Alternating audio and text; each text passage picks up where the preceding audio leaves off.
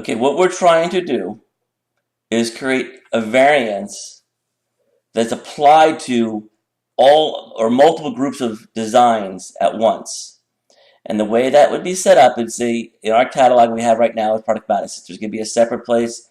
It doesn't really matter, but right now they put it in our catalog department. And it would be set up like groups. So like for this thing is any shirt could go into this group. That would be applied to it. So any color, it doesn't affect the colors like that. But for example, this group would be no white shirts, which means we have white ink in the design, so therefore we can't put a white shirt. So instead of implying one design over and over, do different designs and do a different variance for each design, we're trying to put, let's say, 50 shirts in a group and then applying that to a variant that's already built. So we don't have to build it over and over and over. We put one shirt in there that's a blank, which will then you'll see later on how the shirt will overlay and go from there. And we go into that group, and it's basically here, and you look at the options of variances, and you'll see for this group, you'll have a style, a size, and a color.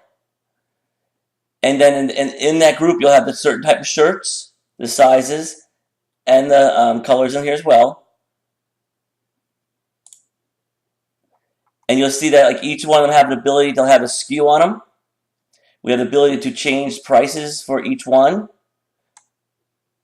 And it's pretty much duplicate for each. Basically, once you have a template, you'll set out these. So some groups might only have 5 in here or 10 in here, but we add them in there. We add another choice in style. It's pretty much a simple variance, but then we do is we'll take this variance and apply it to whatever shirts are assigned to this. And the easiest way that we have this basically set up is once you set that up, you'll have, if you can see, you'll see all the different choices and sizes we have in here. But you'll also, when we set up a men's cotton tee, we'll come in here and say brown up to this. Dusk up to this size, sport gray up to this size, black up to this size. Sometimes the colors aren't available for men's cotton tee for this group.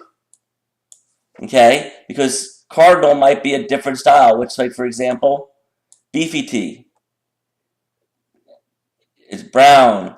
You have all different options for different things, so you're going to set up each one of them. So basically, what we have to do is it's a grid that you're setting up, and then once that grid is set up, we'll then go and assign it to a individual group, or I'm sorry, into a shirt.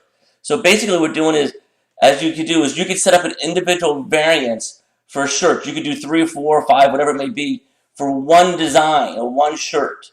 What we want to do is build an overall umbrella for that template, and then assign the shirt to a template.